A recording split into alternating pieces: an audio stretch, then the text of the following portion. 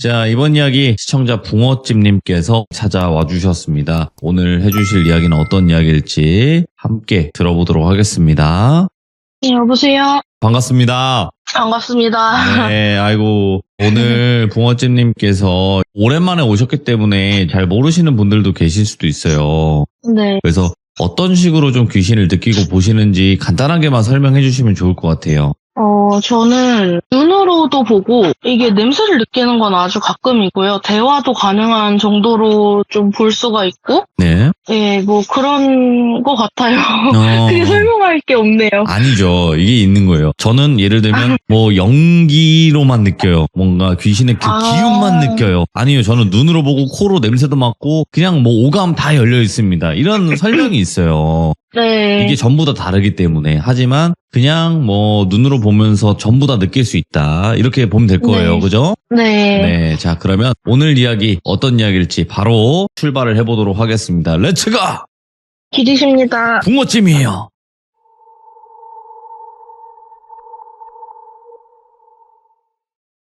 오늘은 남편이 겪었던 이야기를 좀 들고 와봤는데요. 이거는 남편이 20살 되고 나서 한참 객기가 충만할 때 친구들이랑 여름방학 때 계곡에 놀러 갔다가 생긴 일이래요.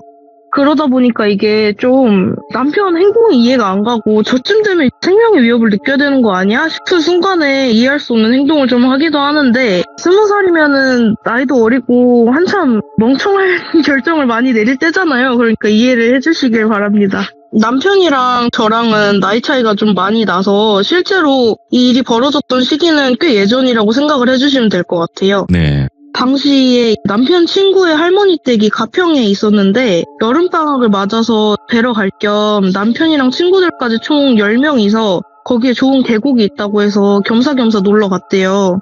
뭐 아직 차가 있는 사람은 없으니까 버스를 타고 텐트 3개, 뭐 각종 캠핑 도구, 코펠 버너 이런 것들을 챙겨서 바리바리 짐을 싸들고 마을로 들어간 거예요. 우선은 친구 할머니 댁에 먼저 들러서 인사도 드리고 정확한 계곡 위치를 들어야 되니까 여쭤봤는데 할머니께서 말씀해 주시기를 윗 계곡으로 가면 사람도 많을 거고 거기서 놀면 안전할 거다라고 말씀을 하시면서 네. 마을 초입에 있던 다리를 지나서 위쪽으로 조금만 올라가면 그 계곡으로 내려가는 입구가 있을 거라고 설명을 해주셨대요. 그 설명을 듣고 그대로 가서 말씀해주신 계곡에 도착을 했는데 물도 깊고 사람도 없어서 설명이랑은 좀 달랐는데 햇빛도 적당히 비치고 놀기 좋아 보였대요. 깊으니까. 재밌어 보이잖아요. 그래서 거기에 텐트를 치고 놀기로 했어요. 지금은 당연히 안 되고 그렇게 하면 안 되는 일이지만 거기서 고기도 구워 먹고 술도 마시고 그러면서 물놀이를 즐기면서 놀았대요. 근데 그게 첫날에 있었던 일이고 다음날 아침부터 좀 이상한 일들이 있었는데 다음날 아침에 라면을 끓이려고 했더니 부탄가스를 5개짜리 4줄 해서 20개를 총 사왔거든요? 근데 그것들이 다 비어있는 거예요. 4개 빼고 나머지 다 가스가 없는 상태인 거예요. 비닐도 안 떼는 완전 새 건데 그게 어떻게 다 그렇게 불량일 수가 있겠어요, 확률상. 근데 뭐 흔들어봐도 아무것도 없는 게 느껴지니까 이게 흔들면 뭔가 안에 흔들리는 게 느껴지잖아요, 원래. 근데 아무것도 없고 완전 가볍더래요. 그래서 그게 불량인 줄 알고 그걸 사온 친구를 타박을 하면서 사와도 뭐 이런 걸 사오냐, 어떻게 3줄이 불량이냐 이러면서 가위바위보를 해서 뽑힌 친구 2명이 가장 가까운 읍내로 나가가지고 부탄가스랑 고기랑 술이랑 이런 걸 더 추가로 사오기로 했대요. 그래서 나머지 인원들은 어제 먹은 걸 정리를 하면서 기다리기로 했는데 그중 한 명이 비어있는 부탄가스를 버리려고 못을 박으면서 구멍을 내고 있었대요. 원래 그렇게 버려야 된다고 하잖아요. 그래서 분명히 전부 비어있는 거를 하나하나 확인을 했던 건데 캔 중 하나에 가스가 들어있었는지 친구 비명을 지르더래요. 그래서 보니까 박았던 못이 튀어나와서 눈 바로 밑을 스치고 지나간 거예요. 눈 밑에서는 피가 질질 나고 있고 엄청 큰일 날 뻔한 거잖아요. 그래서 친구분은 그 흉터를 아직도 갖고 계시더라고요. 예. 친구는 당황해서 막 어버버거리면서 이거 왜 가스 들어있냐 이러고 얼빠져 있고 남편은 친구가 놀라있으니까 그 친구를 대신해서 나머지 가스통들을 한 번 더 확인을 하면서 본인이 직접 구멍을 뚫었대요. 나머지들은 진짜로 비어있었는지 그런 일은 또 없었고요. 그래서 버너도 이제 3개가 있었는데 전부 다 말썽을 일으키고 스파크가 안 튀기고 막 이래서 2명이 친구 할머니 댁으로 가서 밥이랑 라면을 해오기로 하고 떠났대요. 그러니까 처음에 인원이 10명이었잖아요. 그러면 2명이 시내로 가스랑 고기, 술 이런 걸 보충하러 가고 2명은 라면을 끓이러 갔으면 6명이 남았잖아요. 근데 제 남편 포함해서 6명은 물놀이나 하면서 기다리기로 했대요. 근데 10명 중에 맨 처음으로 시내에 나갔던 2명 기억나시죠? 그 2명은 수영을 잘해서 그 둘 빼고 나머지가 인당 하나씩 튜브를 갖고 왔대요. 그러면 8개잖아요. 근데 그것들을 아무리 바람을 넣어도 하나도 팽팽해지지가 않아서 이상해서 살펴봤더니 8개가 다 예리한 무슨 칼 같은 물체에 찢긴 것처럼 한 마디씩 구멍이 나 있더래요. 손가락 한 마디만큼씩. 그래서 맨 처음에 가스 사러 간 2명한테 너네 오는 길에 튜브도 8개 사와라 이렇게 얘기를 했대요. 남은 6명은 튜브가 없으면 수영을 못하고 거기가 좀 깊고 하니까 위험해서 할 게 없으니까 3명씩 이렇게 2팀으로 또 찢어져서 한 팀은 상류 쪽에 물살이 약하고 얕은 데가 있어서 전날에 확인했을 때 다슬기가 몇 개 보였던 곳이 있어서 그 스팟으로 다슬기를 채집을 하러 가고 남편 포함 친구 2명은 하류 쪽으로 물고기 그물 낚시를 하러 간 거예요.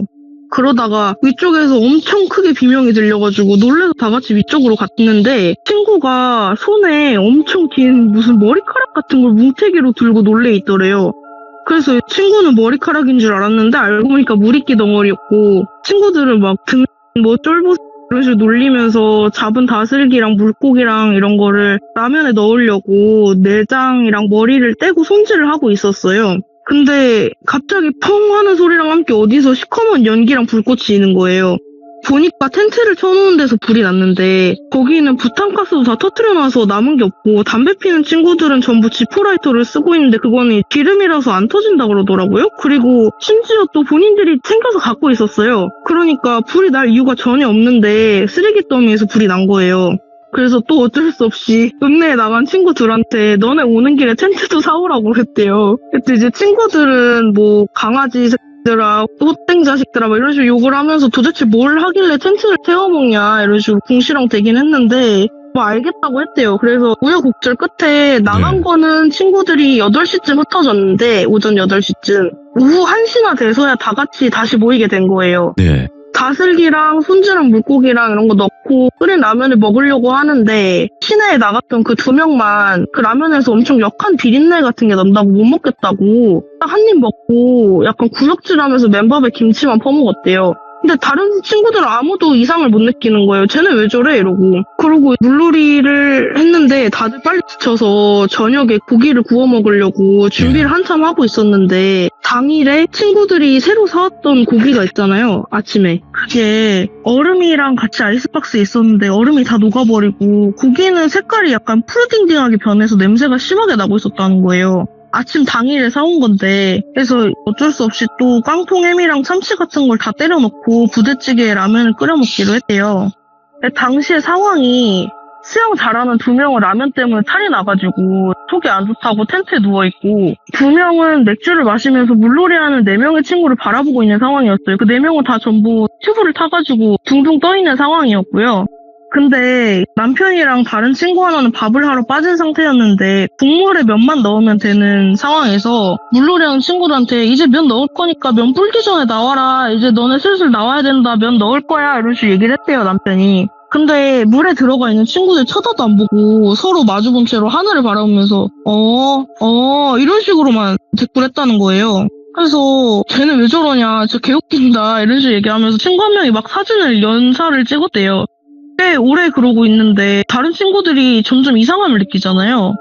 그래가지고 그 수영 잘하는 속 안 좋아가지고 이게 누워있던 그 2명한테 쟤네 상태 이상하니까 가서 니네가 건져와야 될 것 같다 이런 식으로 얘기를 해가지고 그 2명이 각자 2명씩 튜브에 달린 끈을 잡고 끌어당겨서 나오는데 이게 그 친구들이 하늘 쪽으로 고개를 꺾어서 하늘만 보면서 마네킹처럼 빳빳하게 굳어가지고 반응이 없었다는 거예요. 그러니까 이게 성인 남자 1명이 2명씩 끌고 나오는데 문제가 없었다는 거 이게 허우적대지도 않고 진짜 그냥 인형처럼 뻣뻣하게 끌려 나온 거죠. 그래서 물에서 나온 뒤에 친구들은 얘네 장난치는 줄 알고 막 장난스럽게 얼굴을 여러 번씩 때리면서 막 소리를 질렀대요. 야 일어나 그만해 막 이런 식으로. 근데 갑자기 동시에 4명 다 거칠게 숨을 막 헉헉 몰아쉬면서 정신을 차렸다는 거예요. 그때서야 사람들이 이게 약간 나머지 친구들이 상황이 심각한 것 같다는 판단이 들으니까 너네 괜찮냐고 나머지들이 막 얘기를 했대요. 그랬더니 4명이 하는 소리가 내가 왜 여기 있지? 옷은 또 왜 젖어 있고 근데 방금 전까지 저 위에서 석쇠랑 돌판에 고기 구워 먹고 있었잖아 이렇게 얘기를 한다는 거예요. 당연히 나머지 6명은 뭔 개소리야 하면서 너희 좀 전까지 물에 떠 있었잖아 이러면서 친구가 찍었던 그 연사 찍었던 거 있죠. 막 쟤네 개웃긴다 이러면서. 근데 그 사진은 아무도 안 나오고 계곡 배경만 찍혀 있더래요. 그때가 해질 때쯤 이러니까 그 노을 배경에 계곡만 있는 거예요. 그래가지고 그 4명은 계속 저 위쪽에서 우리 고기 구워 먹고 있었지 않았냐 이렇게 주장을 해서 우리 기억 안 나냐 우리 아침에 사왔던 고기 이상하게 다 상해버려서 부대찌개 라면 끓여 먹기로 하지 않았냐 하면서 아이스박스를 열어서 보여줬는데 고기가 하나도 없는 거예요. 그래서 다들 물음표만 뜬 상태로 기절했던 친구들이 주장한 장소까지 올라가 봤대요. 예. 근데 거기에 불도 안 피워진 돌판이랑 석쇠 위에 그냥 그 푸르딩딩하고 냄새나는 썩은 생고기가 쭉 올라가 있는 거예요.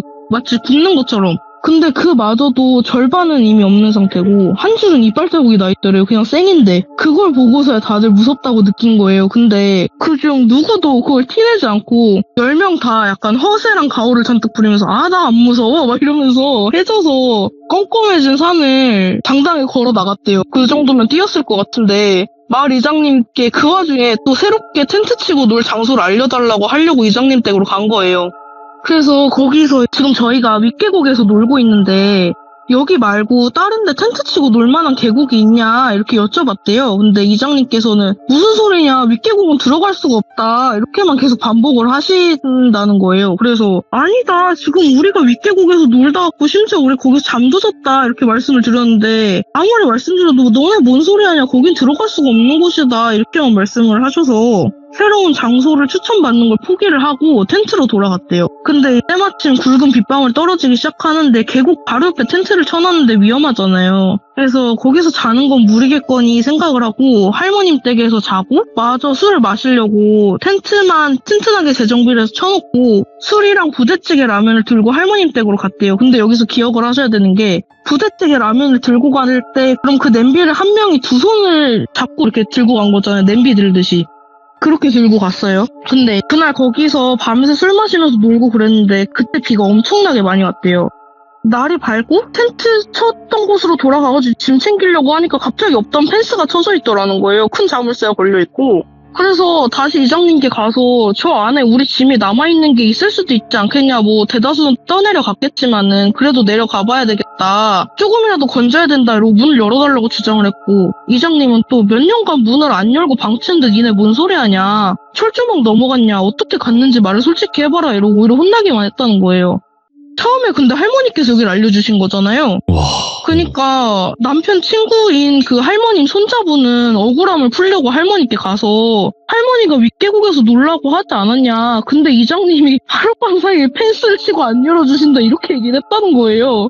그래서 할머님이 또 너네 뭔 소리 하냐 아랫계곡 가서 놀라고 하지 않았냐. 그리고 옆에서 듣던 마을 사람분들도 거긴 오래전부터 사람 발길이 안 닿는 곳이다 이렇게만 얘기를 하셔서 아무튼 문을 안 열어주셨대요. 그래가지고 짐은 못 찾고 돌아오면서 10명은 마을 사람들이 다 이상하다 친구들 다 그런 식으로 얘기를 하면서 몇 주 뒤에 와서 시간 맞는 애들이 우리 짐까지 싹 다 찾아오기로 하자. 우리가 맞다는 걸 증명을 하자. 이런 식으로 얘기를 했대요. 그래서 몇 주 뒤에 시간 맞는 친구가 4명이 있어가지고 이장님께 좀 끈덕지게 저 안에 우리 짐이 있다. 이러면서 문을 열어달라고 말씀을 드린 거예요.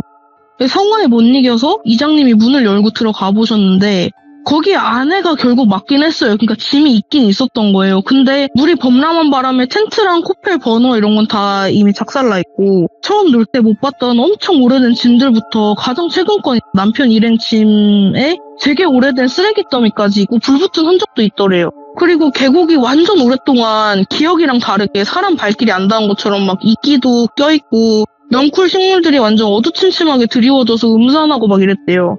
햇빛도 처음에 잘 드는 줄 알았는데 한 줌도 안 드는 그런 장소였던 거예요. 친구 핸드폰으로 사진 찍었던 거 있잖아요. 그거랑 비교를 해봤는데 돌이랑 이런 바위 배치는 다 똑같아요. 그러니까 그 장소가 맞긴 맞는데 상태는 완전 다른 거죠. 그래서 알고 보니까 거기가 한 70년대쯤 됐을 땐가?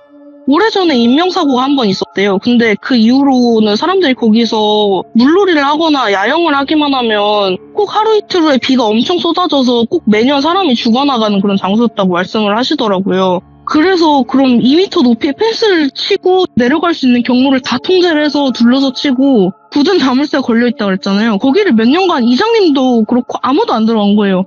근데 그러면 이 사람들은 어떻게 들어갔냐 이거죠. 이장님도 어이가 없어 하셨대요, 들어갔을 때. 근데 아까 그 기억나세요? 부대찌개 라면 들고 그냥 양손에 들고 왔다 갔다 했다 그랬는데 그럼 그 2m 펜스는 갑자기 어디서 나타났냐는 거죠. 그러니까 그걸 양손에 들고 2m 뭐 담을 넘을 것도 아니고 심지어 그 남편이랑 친구들 기억에는 그 펜스가 좀 오래됐으니까 거기에 담쟁이 넝쿨 같은 게 막 낄 거 아니에요.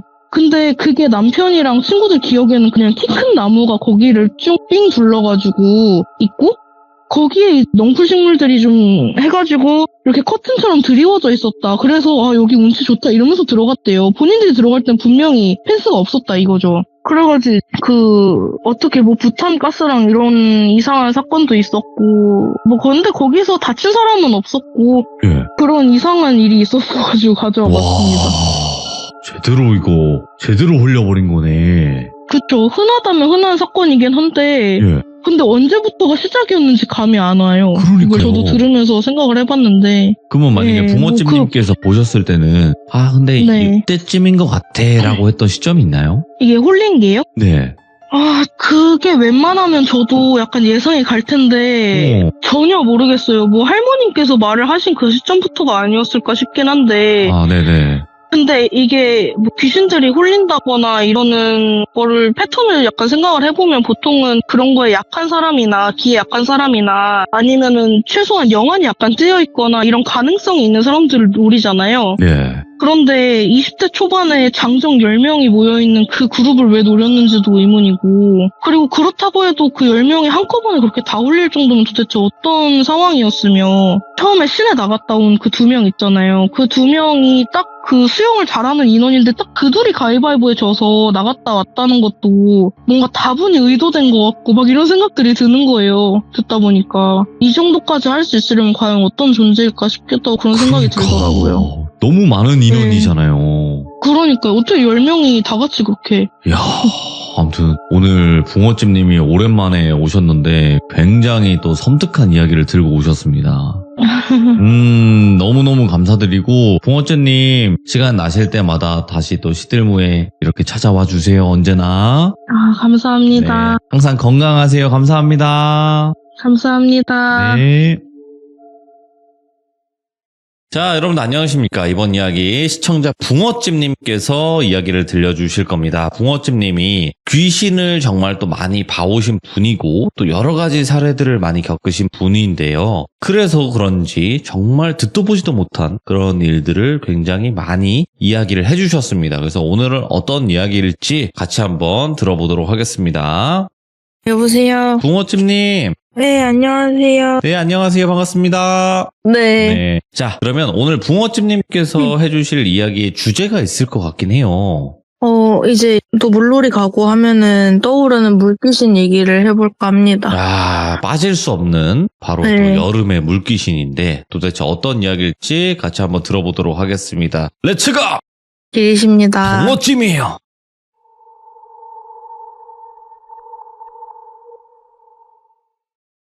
이거는 가평에서 있었던 일이고요. 이게 저랑 남편이랑 가평에 거의 처음으로 갔을 때 있었던 일인데 저랑 남편은 연애 때부터 간단하게 즉흥적으로 차박 가거나 캠핑 가는 거를 좋아해서 차에도 뭐 원터치 텐트나 돗자리 같은 건 넣고 다녔었거든요. 그래서 그날도 어딜 정해놓고 간 게 아니라 그냥 오늘 차박 갈까? 그러면 그래 이러고 정해진 거라 여기저기 돌아보면서 차도 세우고 차박할 만한 곳이 있나 찾아보고 그랬어요. 지금은 그렇게 하면 안 되지만 당시에는 그 차박 금지법이 생기기 전이라서 할 수 있었던 건데 또 그때는 저만 영안이 트여있는 상태여서 남편은 이게 보거나 느낄 수가 없는 상태였거든요. 그러다 보니 남편이 제 말을 믿어주긴 하는데 보진 못했으니까 사랑해서 믿어주지만 좀 반신반의하는 그런 상태였거든요. 근데 차박할 만한 장소를 찾다 보니까 괜찮은 작은 화장실이 있는 공터 같은 곳이 있어서 거기에 이미 차를 세워놓고 차박하시는 분들도 계시고 캠핑카도 몇 대 세워져 있는 거예요. 거기가 계곡 근처여서 내려가가지고 물놀이를 할 수 있는 그런 곳이었는데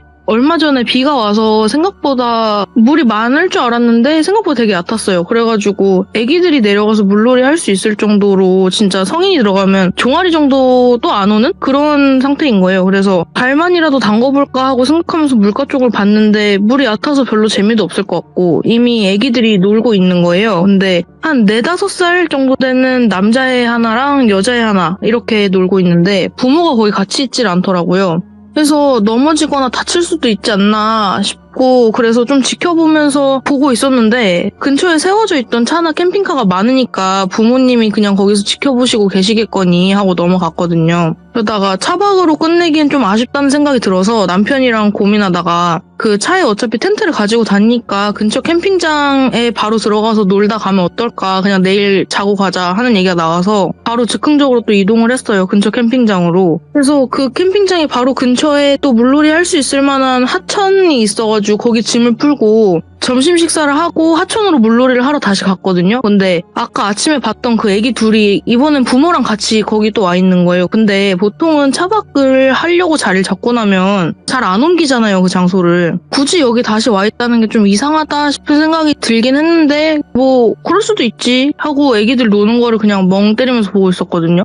근데 부모랑 딱 눈이 마주쳤는데 부모가 애기들을 보면 보통은 그렇게 어린 애기들이 돌바닥 이런 데서 놀면 넘어질까봐 좀 지켜보면서 있어야 되는데 그 애기들을 보는 게 아니라 저를 쳐다보고 있는 거예요. 뭐야? 근데 표정이 좀 멍 때리는 표정? 그러니까 약간 넋이 나왔고 이러고 그냥 저를 계속 쳐다보고 있는데 이게 신경이 쓰이잖아요. 근데 이게 신경이 쓰인다고 해도 기껏 놀러 왔고 또 제가 물에서 노는 걸 되게 좋아하거든요. 그래서 신경 안 쓰고 눈치 안 보고 놀았어요. 근데 어느 순간부터 그 가족은 안 보였고 제가 왜 그랬는지는 모르겠는데 보통은 추워지면 알아서 나가잖아요. 근데 물놀이 하다가 시간이 지나서 날이 어두워지면 햇빛도 없어지고 수온도 차가워지고 그러다 보면 축구도 위험해지고 뭐 돌바닥도 잘 안 보이면 넘어질 위험도 커지고 이러니까 남편이 시간 늦었으니까 캠핑장으로 돌아가서 씻고 저녁 먹자고 타이르는데 제가 계속 거기서 너무 놀고 싶은 거예요. 근데 입술이 진짜 펄해지다 못해서 보라색이 돼갖고 돌돌 떨었대요. 남편 말로는. 근데 제가 그 당시에 추운지도 모르고 실제로 그 당시에는 그게 추운지도 몰랐어요. 춥게 느껴지질 않아가지고 물에서 나가기 그냥 너무 싫고 계속 여기서 놀고 싶고 남편이 나가자고 얘기하는 것조차도 남편이 너무 밉고 약간 원망스러운 그런 생각이 들더라고요. 진짜 이제 와서 생각하면 이해가 안 가는데 그래서 그렇게 저녁에 거의 해질녘까지 노을 볼 때까지 물에서 그렇게 버티고 있었는데 가랑비가 오는 거예요. 그 당시 물에서 놀다가 비 맞으면 엄청 춥잖아요. 근데도 물 밖으로 나가기가 너무 싫더라고요. 근데 갑자기 놀고 있는데 엄청 쩌렁쩌렁하게 이게 뭐라 설명하기는 어려운데 원래 재물님이랑 대화를 하면 그게 귀에 들리는 게 아니라 머릿속에서 울리는 것처럼 들려요. 근데 그게 엄청 크게 되게 흠칫하게 그 귀가 아프진 않은데 먹먹한 느낌이 들 정도로 실제로 귀에 들리는 건 아니기 때문에 그렇진 않은데 그렇게 들리면서 고함을 지르시는데 안 된다 가면 안 된다 이러시는 소리가 들리는 거예요. 재물님이 어떤 분이시냐면 저희 집에 가을이라는 고양이가 있는데 그 가을이라는 고양이 옆에 붙어 계시던 재물을 관장하시는 신이세요. 근데 제가 그 가을이가 어렸을 때 병들고 먹지 못해서 길고양이일 때 제가 그 아이를 데려다가 구조를 해서 저희 집에 키웠고 그걸 계기로 저희 집에 계속 머물고 계시는 분인데 제가 무당은 아니지만 저희 집에서 계시면서 뭐 기도나 이런 걸 드리지도 않고 하지만 밥을 먹을 때 뭐 식사 자리를 하나 더 마련을 한다든지 그런 식으로 좀 저희한테 뭔가 주시는 보호에 대한 감사를 드리는 분이거든요. 네. 무튼 그래서 재물님께서 와 계셨는데 이게 표정이 평상시엔 되게 온화하시고 기운도 옆에 계시면은 되게 따뜻한 느낌이 나요. 어떤 느낌이냐면 따뜻한 물에 몸을 담그고 있으면 제트스파에서 이렇게 따뜻한 물이 올라오잖아요. 그러면은 그곳을 주변으로 이렇게 따뜻한 물이 쫙 퍼지잖아요. 그게 느껴지잖아요. 예. 물속에 있는 것처럼. 그러니까 그게 재물님 곁에 가면 재물님으로부터 그렇게 따뜻한 기운이 퐁퐁퐁퐁 솟아나는 게 느껴지거든요.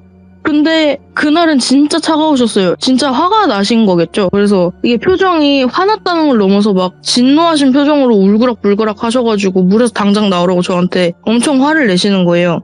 재물님 얼굴 딱 뵙자마자 이게 정신이 확 돌아오면서 엄청 추운 게 느껴지더라고요. 막 이빨이 따닥따닥 막 이러면서 떨리고 입술 보라색 된 것도 그제서야 좀 제대로 알게 됐고 남편이 얘기해도 이게 머릿속에 들어오지 않고 한 귀로 들어가서 한 귀로 흘러가는 느낌이었는데 딱 거울 보니까 내가 여기서 이렇게까지 놀았다고? 이러면서 놀라서 나오려고 했거든요. 그래서 나올 채비를 하려고 튜브랑 수경이랑 들고 딱 일어서자마자 빗줄기가 엄청 굵어지는 거예요. 맞으면 아플 정도로. 그래서 미친 듯이 쏟아지는데 캠핑장으로 돌아가려고 물기 닦고 짐 정리하고 차 트렁크에 넣으면서 제가 놀던 데를 뒤돌아봤는데 제가 물에서 나오고 그렇게 짐 정리하고 뒤돌아볼 때까지 5분도 안 걸렸거든요. 그런데 그 사이에 물이 범람해서 원래 안 젖어 있던 데까지 물이 올라와가지고 수위도 높아져 있고 거기가 거의 나뭇가지랑 이파리 섞인 흙탕물이 막 콸콸 쏟아져 내려가는 상태로 바뀐 거예요. 그러니까 아마 거기 있었으면 문제가 생겼겠죠, 저한테. 그래서 당연히 저는 추운 물속에서 무리를 했으니까 그날 밤에 열이 엄청 펄펄 났고 약을 먹고도 엄청 앓고 그날 밤에 되게 고생을 했거든요. 근데 남자친구도 하루 종일 제가 물속에서 안 나가겠다고 주장을 하니까 제가 이렇게 휩쓸리거나 넘어져서 다칠까봐 옆에 지켜주느라 물에 같이 계속 들어가 있어서 체력이 방전된 상태였거든요. 그래서 밤에 어두운 도로에서 졸음운전하면 그게 더 위험할 것 같아서 그냥 자고 다음날 아침에 일찍 돌아가기로 했어요. 그리고 다음날 집에 돌아가는 길에 처음에 차박하려던 스팟 있잖아요. 저희가 원래 자리 옮기기 전에 있었던 곳? 거기 가서 제가 첫날에 못 느꼈던 이상함을 느꼈는데 그게 첫날에 비가 온 후였다고 말씀을 드렸잖아요. 근데 계곡에 물이 없는데 지금은 비가 왔는데 저렇게 물이 많이 차 있으면 그때는 진짜 물이 없었던 게 맞나? 이런 생각이 들고 또 그 두 아이 외에 왜 거기 사람이 없었을까? 이런 생각이 드는 거예요. 거기가 계곡이고 차를 그렇게 많이 세워놨으면 사람들이 내려가서 물놀이를 하고 다른 아이들도 있고 했어야 되는데 네. 거기 사람이 없었더라고요. 지금 와서 생각을 해보니까 좀 소름이 끼치는데 그래가지고 진짜 물이 거기 없었던 게 맞나? 막 이런 생각에 좀 혼란스러웠고 또 거기가 막 물이 소용돌이 치면서 흙탕물 되었고 시꺼매져 있는 거예요. 안에가 안 들여다 보일 정도로. 근데 거기서 어제 본 애기 둘이 또 놀고 있는 거예요. 말이 안 되잖아요. 부모는 또 없고 그래서 거기서 확신을 했죠. 아 얘네가 사람이 아닐 수 있겠다. 그래서 옆에 남편이 있으니까 남편 눈이 안 뜨인 상태라서 저기 물놀이 하는 사람 있냐라고 물어봤는데 당연히 없지. 누가 저런 데서 놀아 이렇게 얘기를 하는 거예요. 그래서 알겠다. 뭐 더 이상 티는 안 내고 무서운 마음에 바로 집으로 갔고 그 다음부터는 가평에서 자주 놀긴 해도 그 계곡은 안 가요. 그리고 그 일 있고 난 직후에 집에 오고 한 하루 이틀 정도 지나서 거기에 대한 기사를 찾아봤거든요. 근데 정확한 신호는 안 나오는데 장마철에 계곡물 옆에 텐트 쳤다가 물이 불어나는 바람에 일가족 4명이 부모, 자녀 이렇게 해서 근데 그게 뭐 성별이나 신원 같은 건 안 나와서 모르겠으나 목숨을 잃었다 이런 기사가 있었거든요. 사실 그런 사건으로 돌아가신 분들은 워낙 많았었기 때문에 제가 그 본 가족이 그 기사의 당사자인지는 알 수가 없지만 그래도 이 일을 계기로 좀 귀신에 대한 경계심이 생긴 것 같아요. 그러니까 그 전에는 솔직히 말해서 조금 아니란 생각으로 아 내가 재물님이랑 같이 있는데 무슨 일이야 나겠어 이런 느낌이었지만 좀 정신을 바짝 차리고 뭔가 이상하다 싶으면 안 하는 그런 일을 만들지 않는 처음부터 그런 계기를 좀 얻게 된 것 같아요. 교훈이죠. 그러니까 이게 뭐라 해야 될까요? 지켜주는 존재가 있는 게 굉장히 든든한 거잖아요. 그렇죠. 그쵸. 근데 그게 만약에 지켜주질 못한다고 느꼈을 때 오는 공포감도 있을 거고. 네. 이게 재물님께서 지켜주지 않으셨다기보다는 제가 좀 정신줄을 놓은 걸 아시고 네. 뭔가 남용하면 안 된다라고 말씀을 해주신 게 아닐까. 왜냐면 이런 사건 말고도 제가 이거는 가평에서 있었던 일이지만 강화도에서도 비슷한 사건이 있었고요. 근데 그때는 뭐 네. 거기는 남자분 영가가 한 분이 계셨는데 그분께서 아마도 물에 빠져서 그렇게 돌아가신 분이었던 것 같아요. 그땐 캠핑은 아니었고 차박을 갔다가 벌어진 일이었는데 제가 지금 남편이 나랑 연애할 당시에 있었던 일인데 거기서 차박을 하는데 거기가 좀 기운이 음산하고 오한이 드는데 오한이 살갗에서부터 느껴지는 게 아니라 좀 뼛속에서부터 시리게 추운 그 느낌이 있어요. 그런 느낌이 들면 거기는 좀 음의 기운이 강하다고 해야 되나? 아무튼 귀신이 많거나 아니면 제가 본능적으로 내가 이걸 좀 조심해야겠다. 내가 여기선 정신을 똑바로 차려야겠다. 이런 경고 메시지 같은 느낌으로 좀 받아들이거든요. 근데 거기에서 차박을 했을 때 제가 그날 밤에 당시에는 근데 또 눈이 완벽하게 뜨인 상태가 아니었어가지고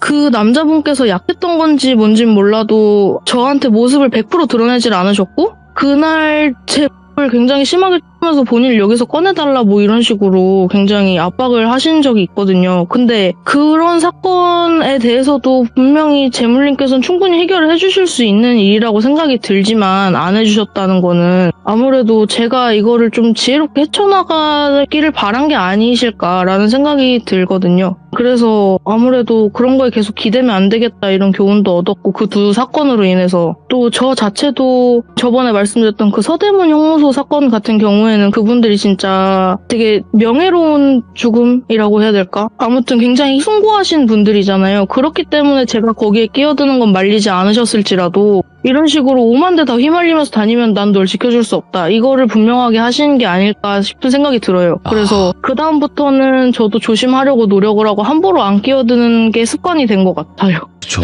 이게 네. 본인의 능력으로 될지 안 될지 그거는 아무도 그렇죠. 몰라요. 근데 거기에 네. 달려들었는데 만약에 내 능력 밖의 일이면 거기에 대한 리스크는 짊어져야 되는 거니까 네.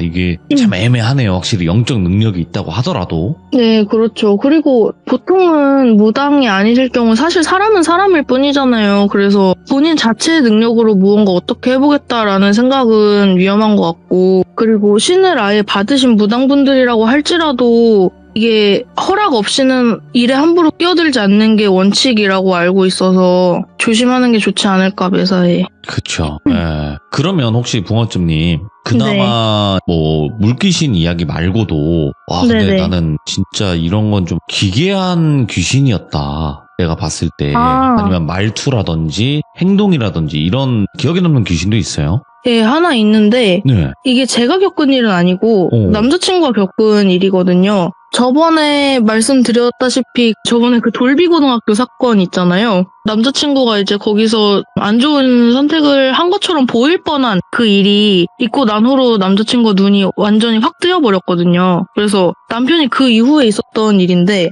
그 남편이 저랑 당시에 조금 싸우고 뭐 잠깐 헤어졌다가 다시 만났다가 이런 기간이 있었어요. 그래서 남편이 그 당시에 좀 속상해가지고 술을 많이 마셨대요. 이게 보이는 것도 힘들고 근데 저랑도 뭔가 사이가 좀 안 좋고 이러니까 그래서 술을 마셨는데 그 마시러 가는 길에 어떤 노숙자 아저씨가 앉아 있었다는 거예요. 그분이 근데 얼굴이 되게 심한 곰보였대요. 요즘은 좀 보기 힘든 그 정도로 곰보고 되게 막 얼굴에 딱지도 많고 되게 더럽고 피부도 때 안 벗긴 것처럼 막 까맣고 지저분하고 이런 행태였는데 그분이 앉아 계시면서 동전을 구걸하고 계시더래요. 그래서 남자친구가 약간 집에서 이미 술을 한 잔 걸치고 다른 술집 가고 술을 먹으려고 한 거라 살짝 술이 된 상태로 그 남자분께 이거 돈 모아서 뭐 하시려고요? 하면서 동전을 주려고 앞에 쪼그랐대요. 쪼그려 앉았는데 그분이 딱 되게 놀란 것처럼 쳐다보시더니 술 먹으려고 이러셨다는 거예요. 그래가지고 술이요? 술 드신다고요? 이러고 말을 했는데 그 남자분이 정신 차리니까 없어졌대요. 그러니까 사람이 아니었던 거죠.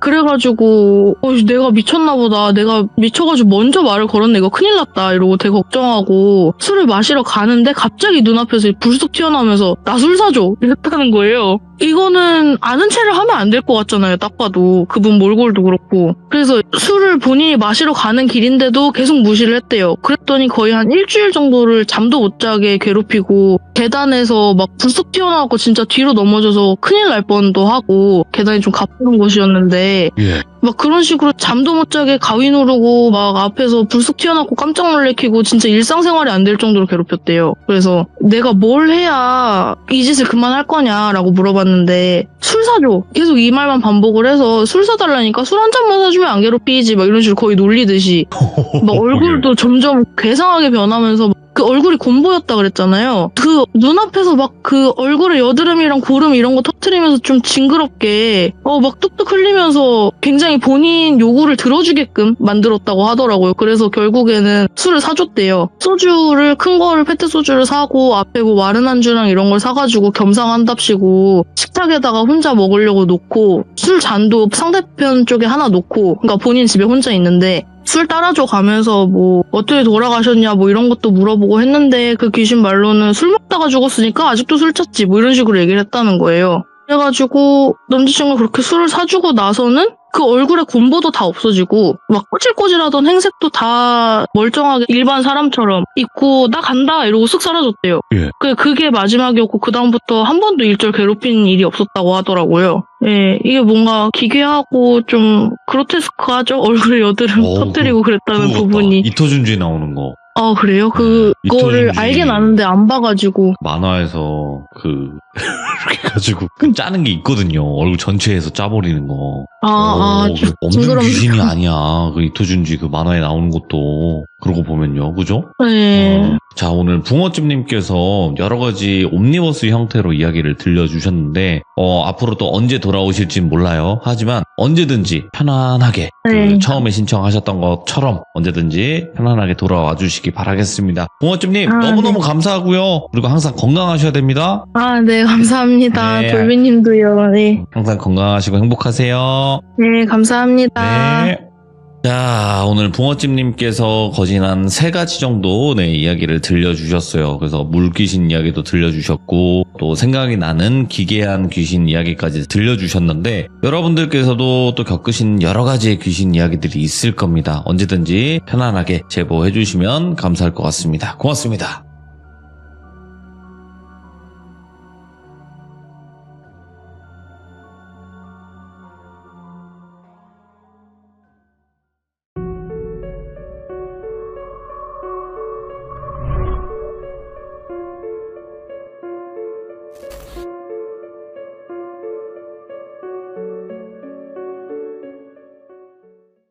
자, 여러분들 안녕하십니까. 이번 이야기는 시청자 디바이님께서 겪었던 이야기를 들려주실 건데요. 이 이야기 어떤 저수지 근처에 가서 겪었던 무서운 이야기인데 항상 말씀드리지만 가지 말라는 곳에 가셨다가 겪는 일들이 굉장히 많지 않습니까? 특히나 밤에요. 그러니까 여러분들도 항상 조심하시고 어떤 이야기일지는 같이 한번 들어보도록 하겠습니다. 여보세요. 디바이님. 네. 안녕하세요. 안녕하십니까. 반갑습니다. 네. 자, 오늘 디바이님께서 시들무에 찾아와 주신 이유가 예전에 그 저수지 쪽 갔다가 좀 무서운 경험을 하셨다라고 하셨는데 맞나요? 네, 맞습니다. 어쩌다가 가시게 된 거예요, 거기를? 원래는 야경이 되게 좋아요.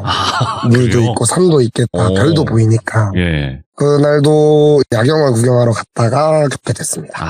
알겠습니다. 그러면 야경을 보러 갔다가 귀신을 만났던 그 이야기 바로 출발을 해보도록 하겠습니다. 렛츠고! 길이십니다. 디바인이에요!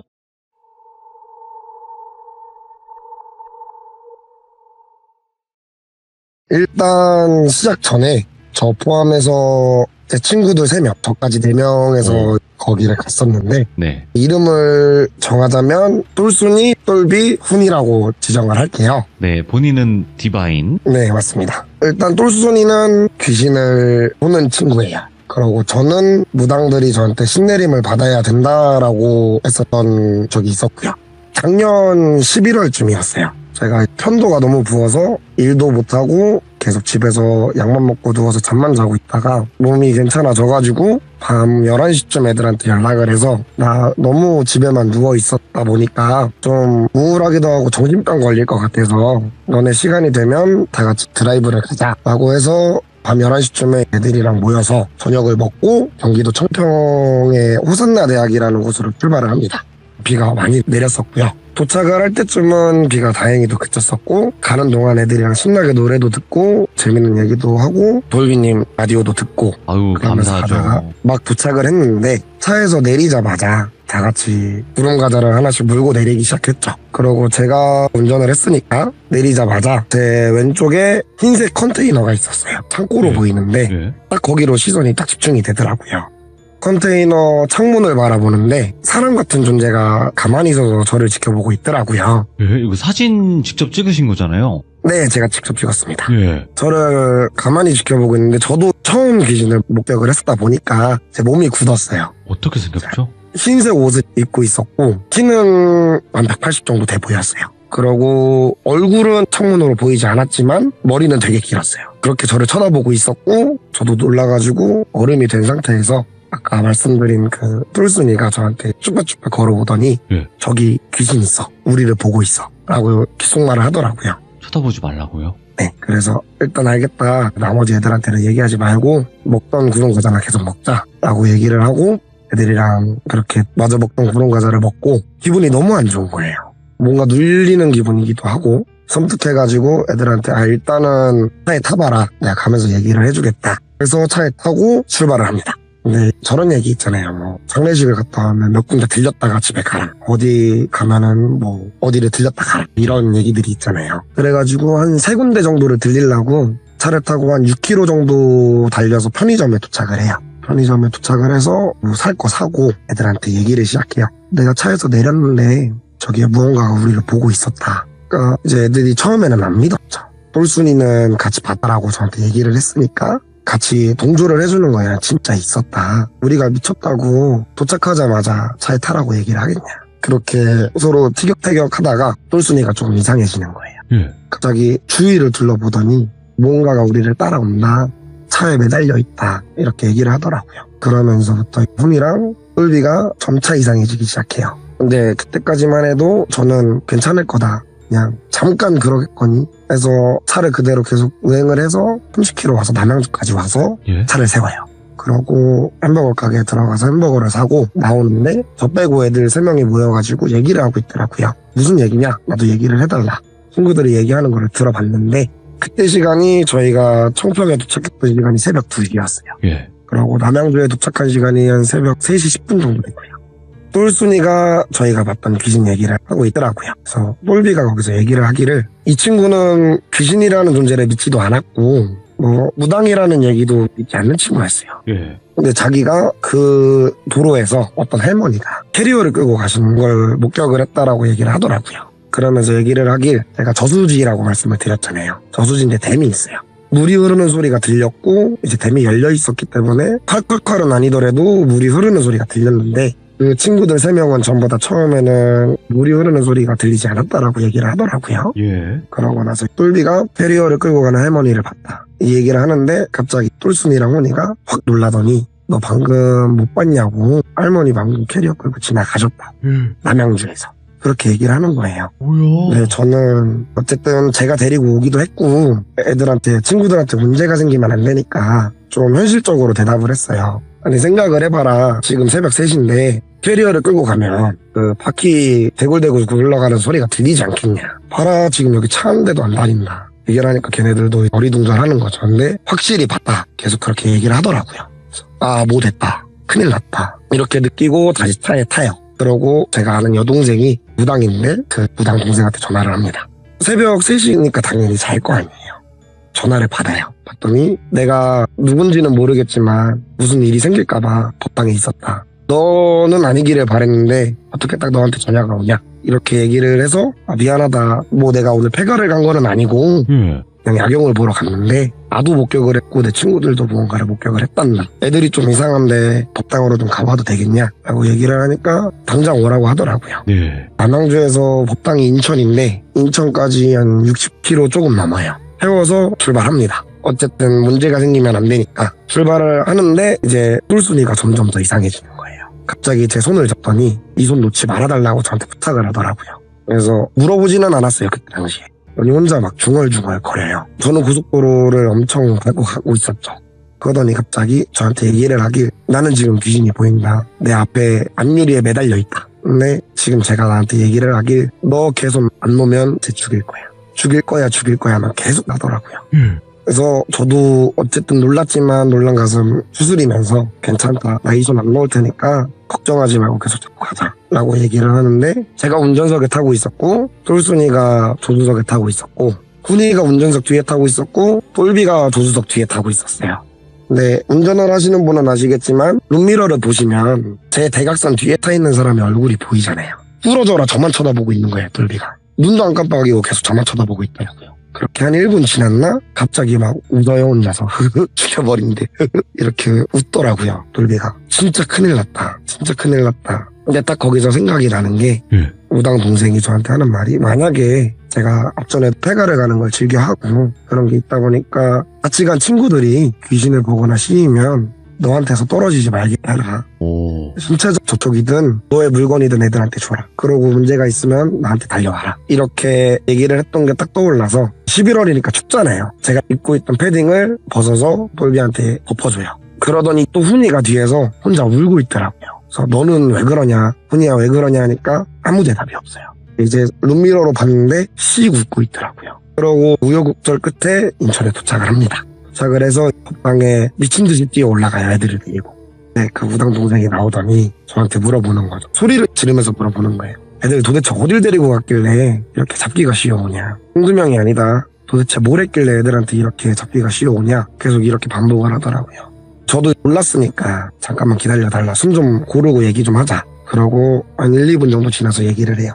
정평에 갔다 왔고 해갈에 간 건 아니다. 나도 무언가를 봤다. 근데 이 똘순이도 나랑 같은 무언가를 본 것 같다. 나머지 애들은 그 존재는 보지 못했고 내가 보지 못한 할머니의 존재를 나머지 3명은 봤다 하고 얘기를 하더라고요. 그래서 새벽 4시 한 반에 도착을 해서 의식을 시작합니다. 어쨌든 애들한테 문제가 생기면 안 되니까. 한 2시간에서 2시간 반 정도 의식을 치르는데 똘비가 의식을 치르는데 계속 저를 쳐다봐요.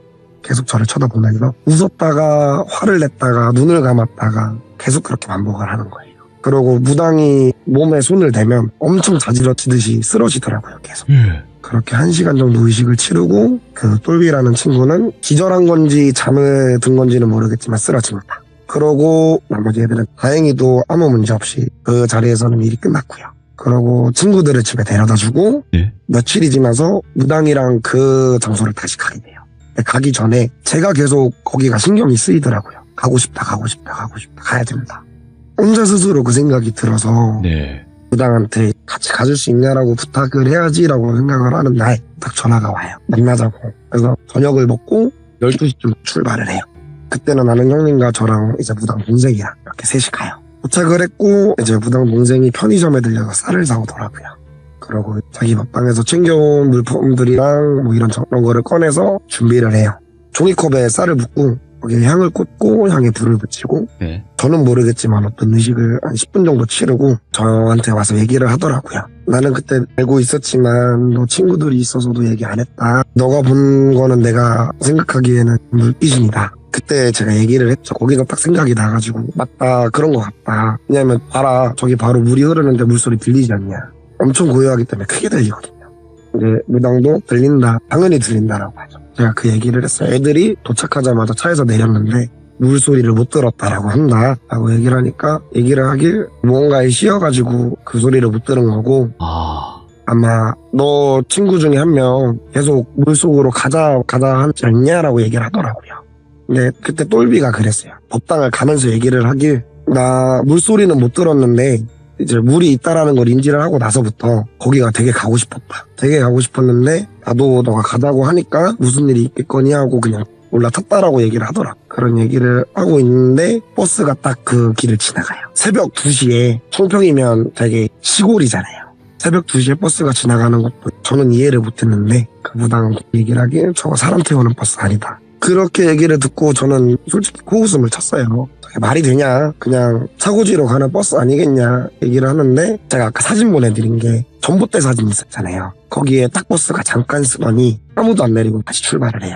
그래서 제가 거기를 가보자. 저기 뭐가 있냐. 가보자 해서 가로로 한 줄로 서가지고 가요. 제가 중간에 서 있었고 아는 형님이 오른쪽에 서 있었고 무당 동생이 왼쪽에 서 있고 그렇게 걸어갑니다. 걸어가는데 갑자기 무당 여동생이 자기 혼자 엄청 뛰어가요. 엄청 뛰어가는 걸 보고 저랑 형님은 당황을 해서 한 1초 정도 아이 컨택을 하고 무서운 반 당황 반으로 빠른 걸음으로 무당 동생이 있는 곳으로 가요. 네, 무당 동생이 갑자기 훅 뒤돌더니 저희를 보면서 하는 말이 애기 목소리로 여기 애기 있어 이러는 거예요. 그래서 또 2차로 당황을 탔죠. 그래서 당황 타고 나서 물어봐요. 애기가 뭘 하고 있냐 물어보니까 무당이 줄넘기를 하고 있어 이러는 거예요. 애기 목소리로. 그래서 제가 무슨 얘기는 안 하냐라고 하니까 저희를 보면서 같이 놀고 싶어 한다라고 얘기를 하더라고요.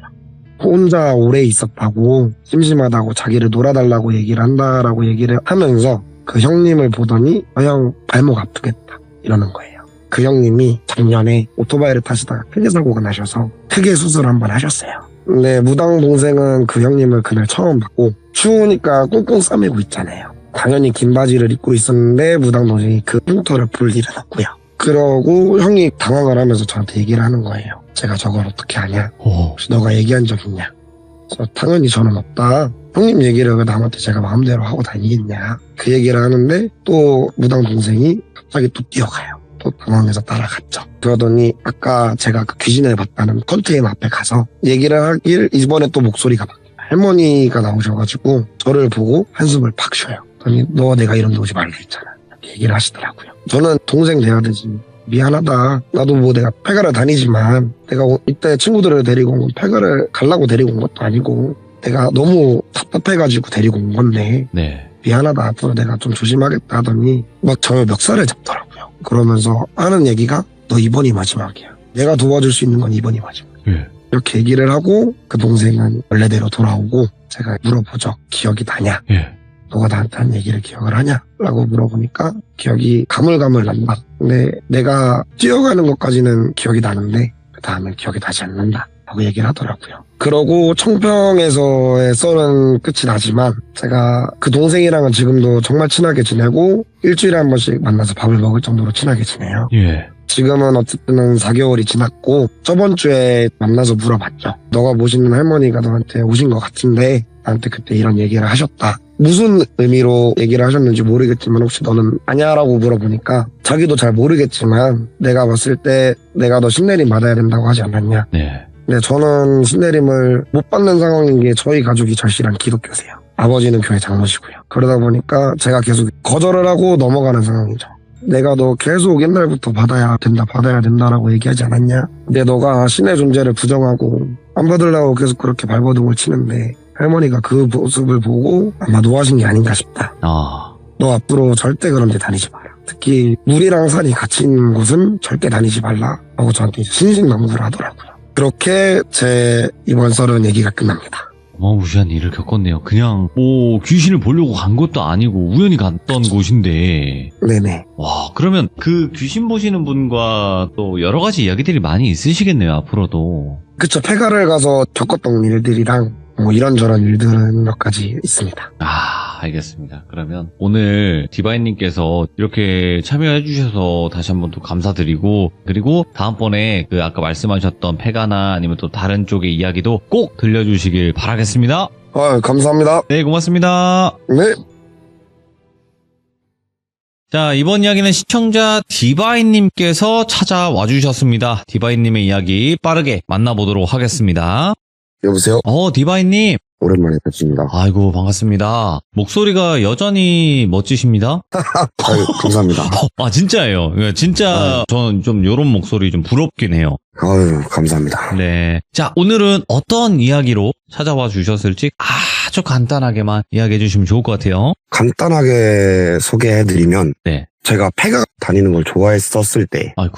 그때 이제 제가 겪었던 기이한 저런. 일들을 한번 가지고 왔습니다. 그래요.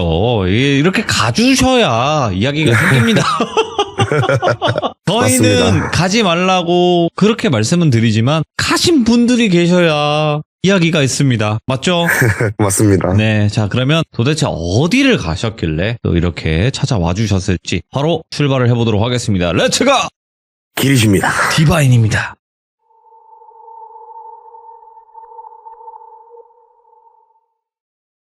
이 일은 사실 올해 초반에 있었던 일이에요. 저번에 시들모 참여했을 때 당시에 그때 있었던 무당 여동생이랑 지금 교제하고 있는 무당의 남자친구 형님도 그때 당시 저랑 같이 폐가를 가셨고, 어허. 아시다시피 폐가 가는데 그냥 폐가 좋아하는 사람들끼리 모여 가잖아요. 그렇죠. 귀신 이제- 나오나 이렇게 보죠. 예. 근데 그 무당 동생을 제가 쫄라서 결국 약속을 잡았습니다. 안 그래도 그게 궁금했어요. 못 가게 할 것 같은데. 절대 못 가게요. 맨날 전화 와서 폐가 가려고 주변 사람들한테 연락을 돌리면 진짜 귀신같이 알아서 전화가 와요. 너는 가면 안 된다. 너는 가면 안 된다. 그러면 이유를 물어보면 무당들이 저는 신내림을 받아야 되는 사람이다. 그런 운명이다라고 얘기를 했었고, 만약에 제가 정말 신내림을 받아야 되는 사람이라면 그러면 어쨌든 무슨 일이 생기는 거를 제가 직접 겪어보고 싶어서 좀 도전 정신으로 폐가를 한창 다녔었죠. 100번의 말보다 한 번의 경험. 네, 맞습니다. 무당 여동생도 제가 계속 쪼르고 만약에 내가 진짜 신내림을 받아야 되는 사람이라면 나는 뭔가 내가 겪었으면 한다. 근데 만약에 너가 너무 내가 걱정이 되고 그러면 한번 같이 가줄 수 있는 거 아니냐. 그렇게 한 3개월 동안 호득여서 결국 그날 약속을 잡고, 어쨌든 저희 입장에서는 빅 이슈잖아요. 빅 이벤트니까. 이제 같이 폐가를 다녔던 제 주변 지인들에게 연락을 돌려요. 한 2주 전쯤 이날에 어디 폐가로 갈 건데 이번에는 우리끼리 가는 게 아니라 무당이 동참을 한다. 그러니까 다들 미쳐서 연락 오죠. 나도 갈래 해서 그러면 안 됐지만 모인 인원이 한 8명 정도 됐어요. 아, 파티원이 다 찼군요. 네, 8명 예. 정도 모여서 약속을 잡고 화성에 있는 폐가로 갑니다.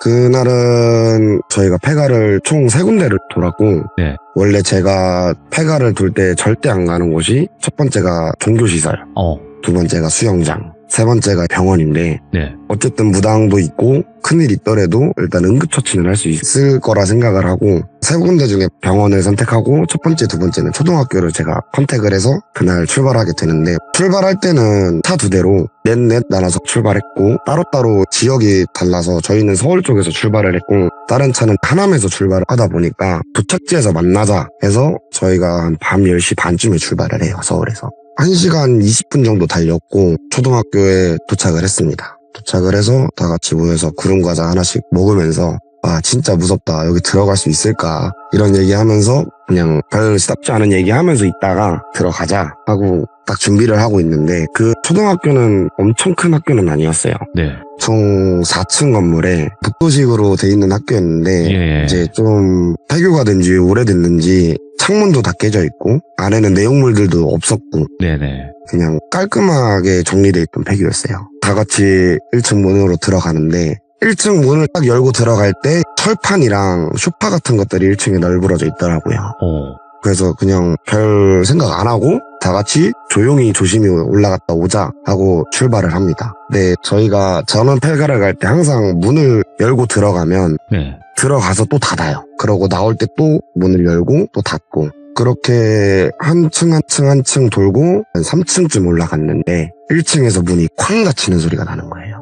근데 제가 말씀드렸다시피 저는 항상 이거는 제 철칙이었고 제 규칙이었던 게 문을 닫고 들어가고 문을 다시 나와서 또 닫고 그러면은 문이 열렸다가 닫힐 일이 없지 않습니까? 딱 계단 올라가서 3층으로 들어가는데 쾅 소리가 아래서 들리는 거예요. 예. 그래서 뭐 무당에는 좀 혼자 심각하고 저희는 막 와 재밌다 와 진짜 오늘 뭐 있나 보다 이러고 또 도는데 그 3층에서는 아무 문제가 없었어요. 네. 이제 3층에서 4층으로 딱 올라가려고 하는데 조금 전에 말씀드렸다시피 정리가 다 돼 있었어요. 교실들은 전부 다 정리가 돼 있었고 교실을 들어가면 정말 아무것도 없이 깔끔했어요. 그냥 먼지만 쌓인 교실이었고 예. 3층에서 4층으로 딱 올라가는데 그 철판 긁히는 소리 아시죠? 철판 긁히는 소리가 2번 정도 나더라고요. 그래서 무슨 일이냐 그때부터는 저희도 좀 긴장을 했죠. 뭐 잘못되는 거 아니냐 무당 동생한테 가서 제가 물어봅니다. 이거 괜찮냐 우리 지금 나가야 되는 거 아니냐 물어보니까 괜찮다 가보자 아무 일 없을 거다 하고 4층에 올라가서 그 칠판 긁히는 소리가 나는 교실로 들어갑니다. 들어가서 다 같이 플래시를 켜고 보는데 뭐 무서워서 못 들어오겠다는 사람들은 그냥 복도에서 기다리고 있고 저랑 무당 남자친구 형님 이렇게 셋이서 그 교실에 들어가요. 네. 그 교실만큼은 문을 열고 들어갔어요. 혹시 밖에서도 무슨 일이 있을 수도 있고 저희 안에서도 무슨 일이 있을 수도 있으니 그냥 문을 열고 들어가자 해서 문을 열어놓고 들어가는데 다행히 저희가 딱 문을 열었을 때는 그 소리가 안 나더라고요.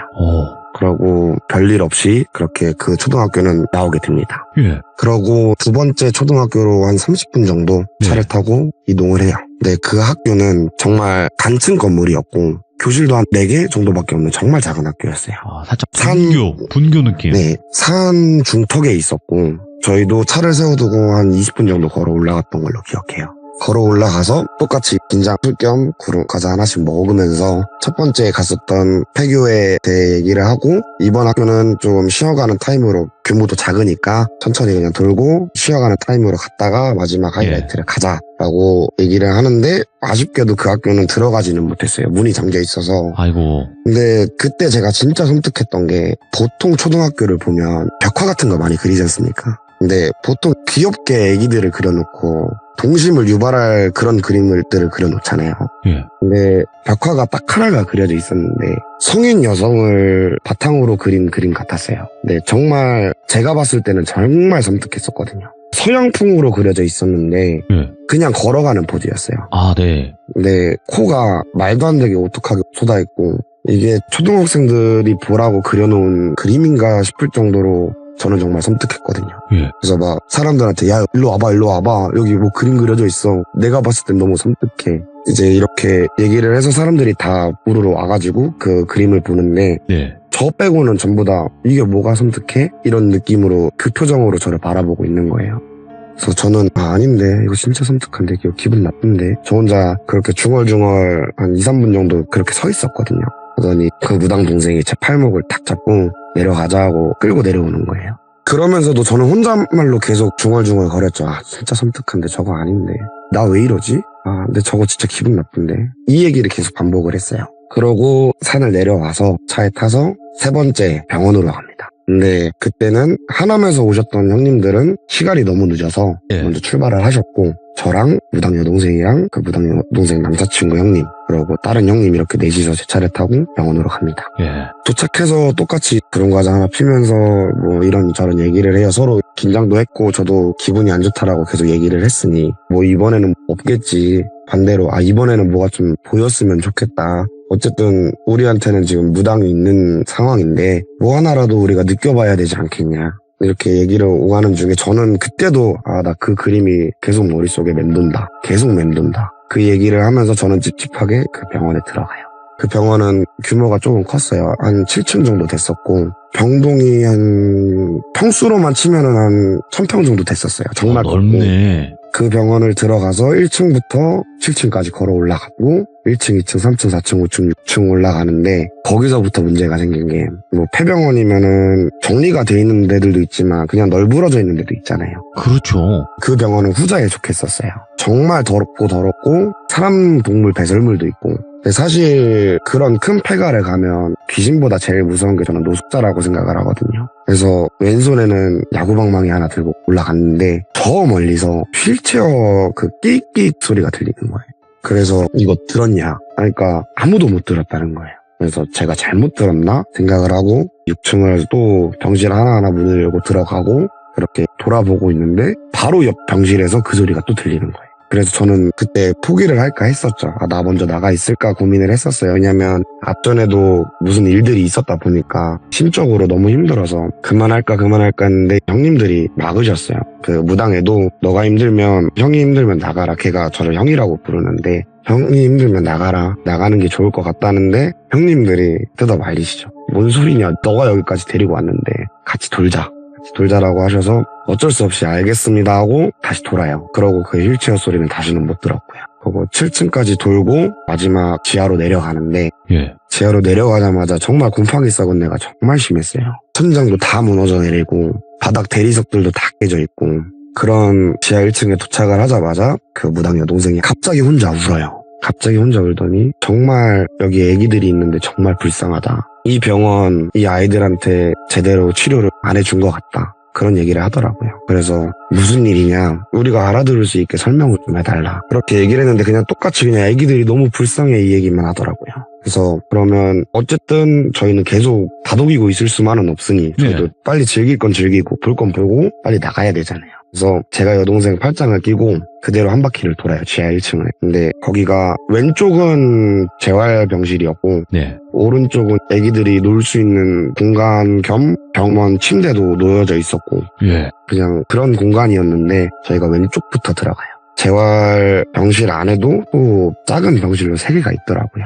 그래서 여닫이 문으로 첫 번째 재활병실 안에 있는 그 병실을 문을 열고 들어가요. 근데 희한했던 건 그 병실 안으로 들어가면 천장까지 전부 다 거울로 돼 있었어요. 첫 번째 병실에 들어갔다가 나오고 두 번째 병실에 들어가려는 순간 무당 여동생이 들어가지 마 하면서 소리를 크게 지르는 거예요. 그래서 저희 셋 다 정말 놀라가지고 진짜 한 10초 동안 정적으로 굳게 서 있었어요. 그러고 조금 진정이 되고 나서 물어봤죠. 무슨 일이냐? 그러니까 나가서 설명할게. 지금 문 열지 마. 들어가지 마.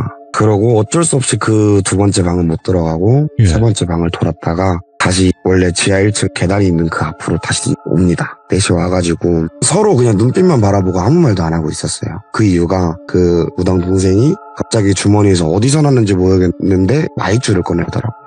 마이쮸? 그러더니 네, 마이쮸를 꺼내서 여기 애기들 너무 불쌍해하면서 마이쮸를 주는 거예요. 근데 제가 그때 동생이 저희한테 실수한 것도 없었고 아무 문제도 없었는데 갑자기 그 동생을 보더니 화가 엄청 나더라고요. 진짜 죽여버리고 싶다 이런 생각이 들 정도로 정말 화가 머리 끝까지 났었어요.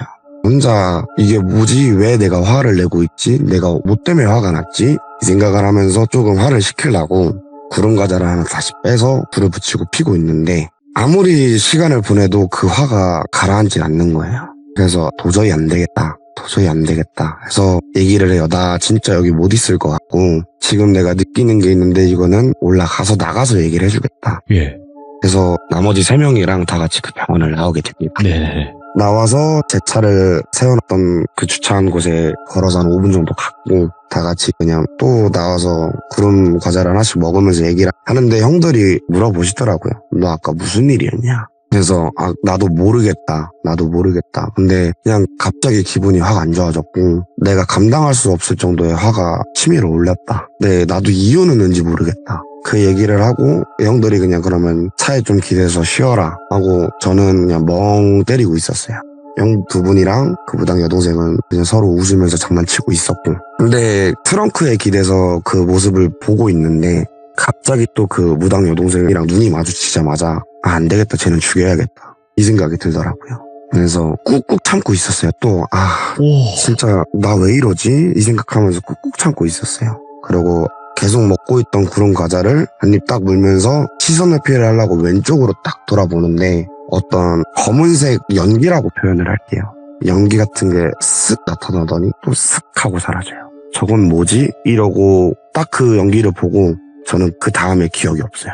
기억이 없고 눈을 떠보니까 차 안에 타 있더라고요. 예. 그래서 이게 무슨 상황이냐? 우리 조금 전까지 밖에서 구름 과자 먹고 있지 않았냐? 얘기하니까 처음엔 다 진짜 기억이 안 나? 너 기억 안 나? 왜 그래? 이런 식으로 저를 얘기하면서 쳐다보더라고요. 아니 사람 바보 만들지 말고 무슨 일이냐 말해봐라 라고 얘기를 하니까 그 남자친구 형님이 딱 입을 열더라고요. 그 무당 여동생한테 너가 괜찮으면 너가 얘한테 얘기해 하고 얘기를 해서 그 무당 여동생이 얘기를 해주길 저가 아까 말씀드렸다시피 왼쪽으로 시선을 회피했다 했잖아요. 그러고 나서 먹던 구름 과자를 땅에 버리고 그 무당 여동생한테 달려들어서 뿔뿔라 했대요. 제가. 그래서 형님들이 정말 건장하세요. 키도 190 가까이 되시는 형님들이시고 운동하셨던 형님들이시다 보니까 몸이 정말 좋으세요. 그래서 사실 남자 2명에서 성인 남자 하나 맞기 어렵진 않잖아요. 근데 정말 힘들었대요. 저를 그 무당 여동생한테서 떠뜨릴 때까지가 정말 힘들었고 그 여자의 목을 보니까 긁힌 상처까지 있더라고요. 그래서 나는 정말 기억이 안 난다.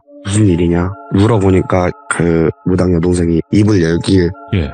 너 첫 번째 초등학교 들어갔을 때 그 칠판 긁는 그 교실에 들어갔을 때 기억하냐? 그래서 기억한다라고 하니까 여동생이 얘기를 하길 원래 거기 너 안 데리고 들어갈라 했다. 왜냐면 걔가 너만 기다리고 있는 것 같았다. 그렇게 나는 느꼈다. 그러고 저희 셋이 들어갔을 때 활짝 웃더라. 마치 너를 기다린 애처럼. 그러고 두 번째 초등학교 그 벽화 봤을 때 그 처음 교실에서 봤던 그 귀신이 너를 기다리고 있더라. 똑같이 그 말을 하더라. 왜 너가 거기서 그렇게 몇 분 동안 혼자서 중얼중얼 거리면서 혼잣말을 했겠냐.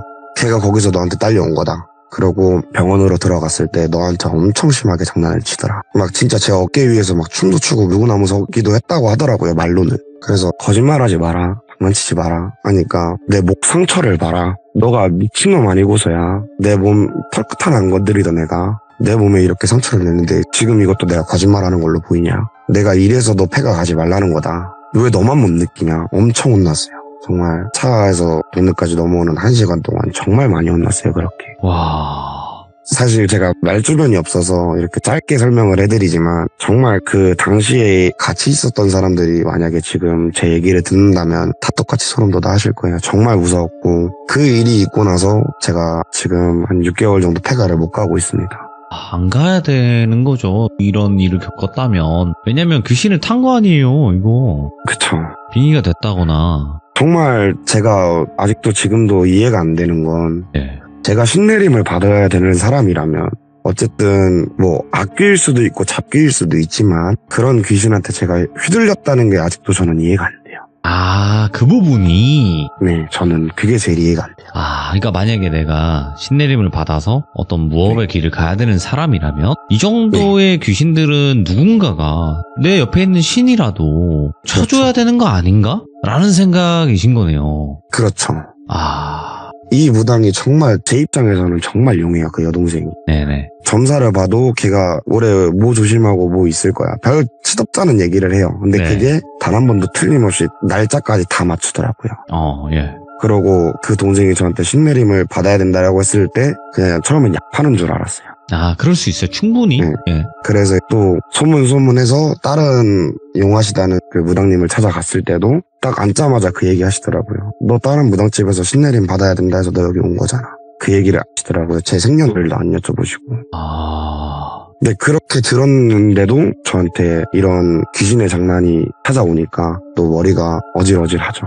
이게 네. 디바인님에게도 제가 그냥 소견을 하나 드리고 싶은 게 디바인님 같은 분이 시들면 얼마나 많겠습니까? 그쵸? 그쵸? 딱 네. 이 신내림 받기 전인데 내림 받고 싶진 않아. 그렇다고 해서 뭔가 확신도 없어.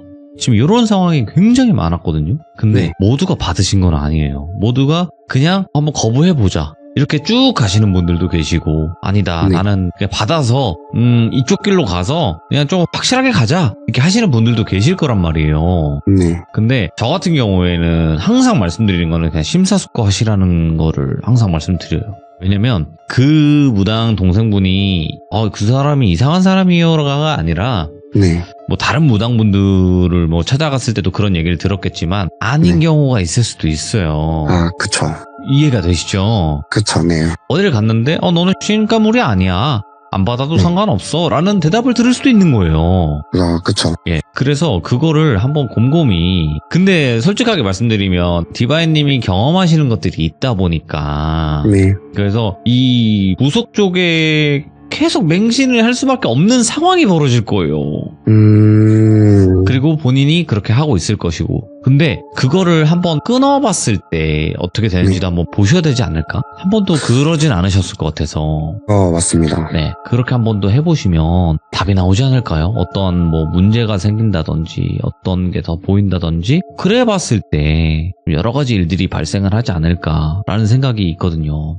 한번 그렇게 해보겠습니다. 그러니까 제가 하라는 대로 하라는 건 아니고 그냥 제 소견을 네. 드린 거고 말 그대로 안 해봤던 게 있으면 한번 그 상황을 한번 해보시면 네. 어떤 다른 결과가 뭐 안 좋은 쪽이든 좋은 쪽이든 있지 않을까라는 거죠.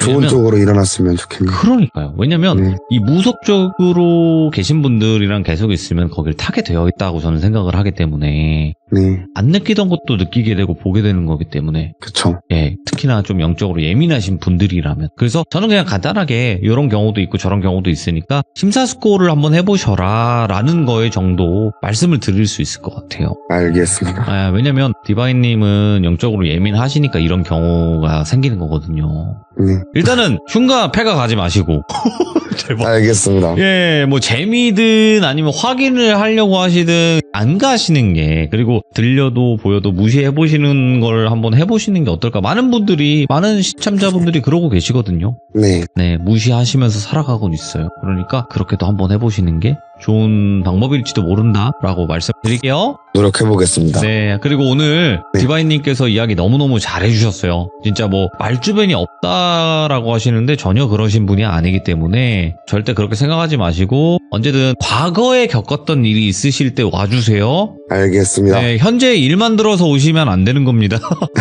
아시겠죠? 알겠습니다. 네, 감사합니다. 고마워요, 디바인님. 감사합니다. 네. 제가 뭐 선무당짓을 하는 건 아니고 그냥 저는 이런 분 저런 분 많은 인터뷰를 하는 사람이고 여러분들도 아마 많이 들어보셨을 거예요. 저희 시청자 참여하시는 분 중에 영환분들도 많이 계시고 귀신 느끼시는 분들도 많이 계시는데 모두가 무당 쪽으로 가는 거라면 굉장히 쉬웠겠죠. 길은 하나니까. 근데 그렇지 않은 경우도 꽤 많아요. 그러니까 여러 가지 혹시 갈림길에 계신 분들이라면 이 방법도 해봤으면 저 방법도 해보시는 게 어떨까라는 거 아니면 어떠한 종교를 가져보는 것도 하나의 방법이지 않을까라고 생각을 하거든요. 무조건 무속 쪽의 길만 있는 건 아니고 혹여라도 진짜 무속 쪽의 길만 있으신 분이라면 그 길로 갈 수밖에 없게 만들어져요. 그러니까 한번 이 방법 저 방법 다 사용해 보시는 것도 좋을 것 같다라고 말씀을 드리고 싶습니다. 시청해주신 모든 분들 감사드립니다. 고맙습니다.